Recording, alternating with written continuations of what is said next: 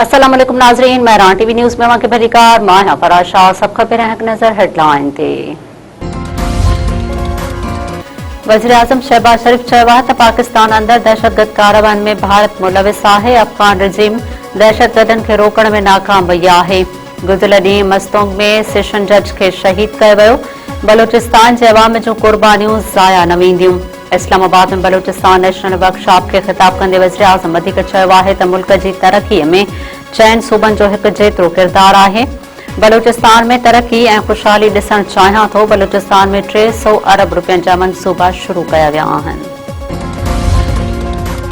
Security forces जूं बलूचिस्तान में दहशतगर्दनि ख़िलाफ़ कार्रवाइयूं।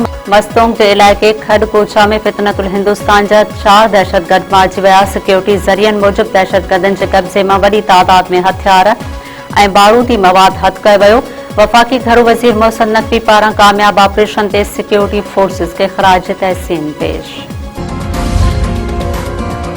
नायब वज़ीर आज़म इसहाक़ डार जी शंघाई ताउन तंज़ीम जे परॾेही वज़ीरनि सां गॾु करगिज़ सदर सां मुलाक़ात। इलाक़ाई आलमी सूरतहाल ऐं शंघाई ताउन तंज़ीम जे किरदार ते ख़यालनि जी ॾे वठि।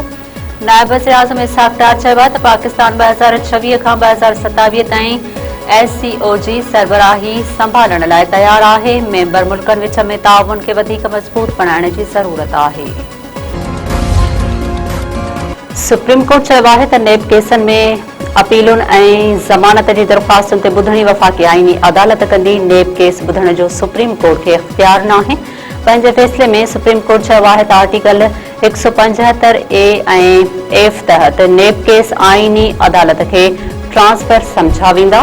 बानी PTI बि हाई कोर्ट जी ज़मानत केस ख़िलाफ़ सुप्रीम कोर्ट सां राब्तो कयो हुयो। सुप्रीम कोर्ट जे रजिस्ट्रार दरख़्वास्त एतराज़ लॻाए वापसि करे छॾी हुई।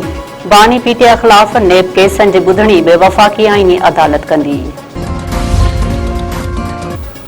सिंध जे मुख़्तलिफ़ इलाइक़नि में अॼु किथे हल्की ऐं किथे तेज़ बरसात जी अॻकथी। कराची, हैदराबाद, ठट्टो, बदीन, थरपारकर, दादू ऐं ॿियनि इलाइक़नि में वसकारे जो इम्कान। पंजाब जे दरियाउनि में चाड़। खानकी बैराज ऐं चिन्यूट पुल वटि वॾे दर्जे जी ॿोॾ। मराला बैराज, कादराबाद वटि विचोली। तरबेला, कालाबाग, चश्मा, तोनसा ऐं नौशहरा वटि नंढी दर्जे जी ॿोॾ। ईरान जे शहर अहवाज़ में अमरीकी मीज़ाइल हमले में 4 ॼणा शहीद, 5 ज़ख़्मी। खुरमाबाद में ड्रोन हमले में 2 ईरानी शहरी ज़ख़्मी थिया। अमरीकी हमलनि सबबि जासिक, कनारक, बंदर अब्बास ऐं केशम में बि धमाका ॿुधा विया। अमरीकी सेंटकॉम जो चवणु आहे त सामूंडी जहाज़नि खे पाकिस्तान इनकलाब खां ख़तरो घटि करण लाइ 13हें ॾींहुं बि कार्रवाई कई वई। ईरान कुशम ॿेट ते उॾामंदड़ जहाज़ केराए तबाह करे छॾियो। अमेरिका जे हमलनि बाद ईरान जा उर्दन ऐं बहरीन में अमरीकी फ़ौजी ठिकाणनि मथां ड्रोन हमला। बहरीन जे शेख ईसा एयरबेस ते फ़ौजी सामान, ॿारनि ऐं गोदामनि खे निशानो बणाइण जी दावा। पाकिस्तान इनकलाब जो चवणु आहे त उर्दन में मवाफ़िक़ ऐं अल ज़र्क अॾे ते हैंगर ऐं रिहाइशी इमारतुनि खे निशानो बणायो वियो।